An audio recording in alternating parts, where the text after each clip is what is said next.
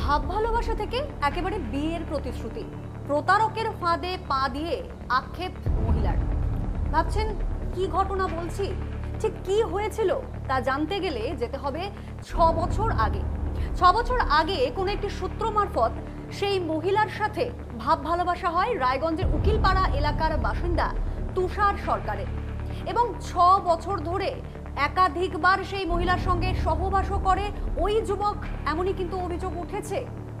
এবং পরবর্তীতে যখন সেই মহিলা বিয়ের প্রতিশ্রুতি দেয়, সেই যুবক বেঁকে বসে, যার জেরেই কিন্তু শ্রীঘরে ঠাঁই হলো এই রোমিও।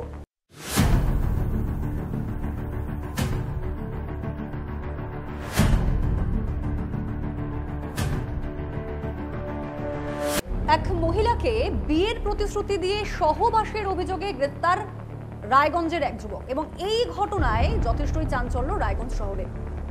আমি আগেই ঘটনাটা নিয়ে বিস্তারিত বললাম, তবে আরো ডিটেলসে আপনাদেরকে জানাচ্ছি।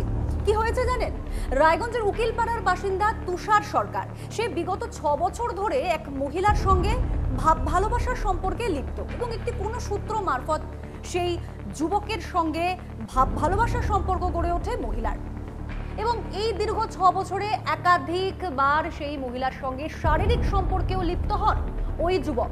সেই মহিলা বারে বারে সেই যুবককে বিয়ের প্রতিশ্রুতি দেয়, কিন্তু সেই যুবক একেবারে নাকচ করে দেয়, এবং বারবার করে সেই যুবককে বিয়ের প্রতিশ্রুতি দেওয়া সত্ত্বেও যুবক না করে, এবং যে ঘটনা ঘটে সেই মহিলাকে মারধর করার অভিযোগ ওঠে সেই যুবকের বিরুদ্ধে।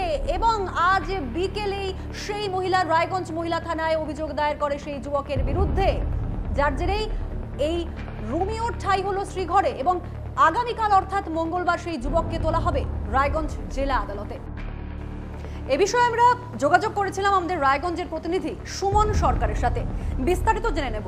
দেখো, উকিলপাড়ার বাসিন্দা তুষার সরকারকে কিন্তু ইতিমধ্যে রায়গঞ্জ মহিলা থানার পুলিশ গ্রেপ্তার করেছে। ওই যুবকের বিরুদ্ধে অভিযোগ যে উকিলপাড়ার বাসিন্দা ওই এক মহিলার সাথে দীর্ঘ 6 বছর ধরে সম্পর্ক তৈরি হয়, এবং তারা সম্পর্ক থাকাকালীন একাধিকবার শারীরিক সম্পর্ক করে। তারপর কিন্তু এই মহিলাকে বিয়ে করতে অস্বীকার করে, এবং তার পাশাপাশি ওই মহিলাকে মারধরও করা হয় বলে অভিযোগ। এবং সেই অভিযোগ আজকে মহিলা থানায় সেই মহিলা করলে পরে রায়গঞ্জ মহিলা থানার পুলিশ এই তুষার সরকারকে গ্রেপ্তার করে। তার বিরুদ্ধে যে অভিযোগ যে একাধিকবার তার সাথে শারীরিক সম্পর্ক, পাশাপাশি বিয়ের প্রতিশ্রুতি দেওয়া হয়, এবং এই মহিলা যে অভিযোগ করেছে তার কিন্তু বিয়েও হয়েছিল, কিন্তু বিয়ে থাকাকালীন তারা সম্পর্কে জড়িয়ে পড়ে, এবং 1 বছর আগে এই মহিলার ডিভোর্স হয়ে যায়।